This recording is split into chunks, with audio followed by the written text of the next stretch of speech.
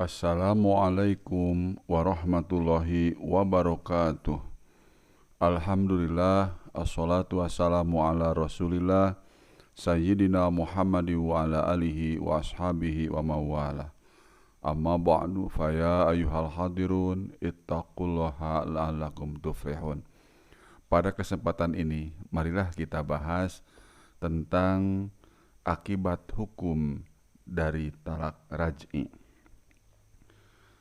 Talak raj'i tidak melarang mantan suami berkumpul dengan mantan istrinya, sebab akad perkawinannya tidak hilang dan tidak menghilangkan hak atau pemilikan, serta tidak mempengaruhi hubungannya yang halal kecuali persetubuhan. Sekalipun tidak mengakibatkan perpisahan, talak ini tidak menimbulkan akibat-akibat hukum selanjutnya selama masih dalam masa iddah istrinya.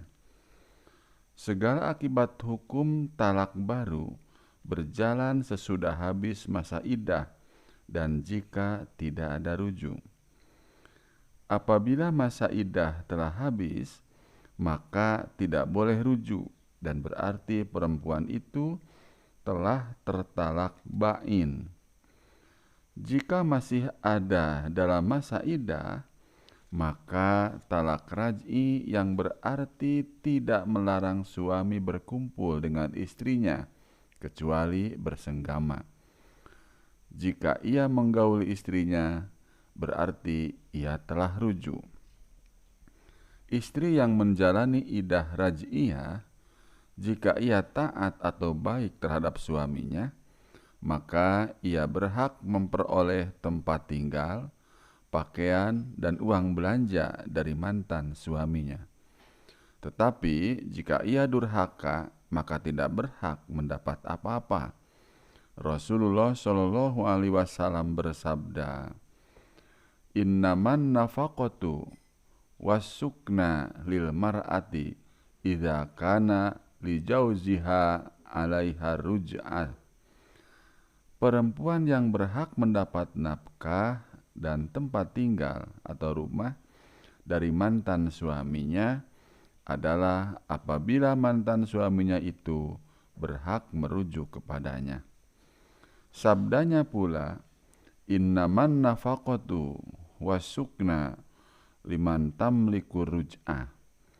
Nafkah dan tempat tinggal bagi wanita yang memiliki kesempatan untuk dirujuk.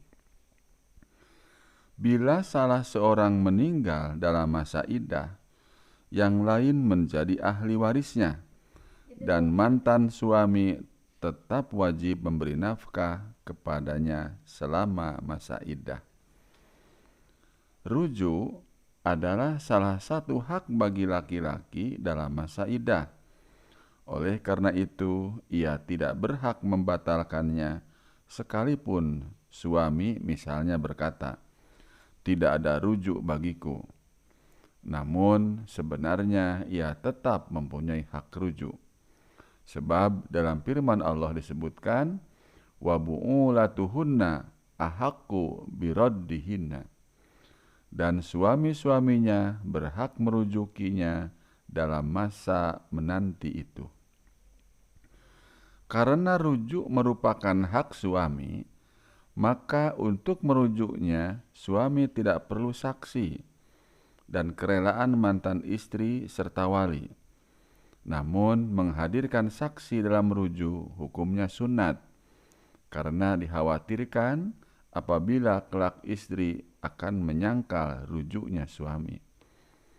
Rujuk boleh dengan ucapan seperti, "Saya rujuk kamu." Dan dengan perbuatan, misalnya menyetubuhinya, merangsangnya, seperti mencium dan sentuhan-sentuhan birahi.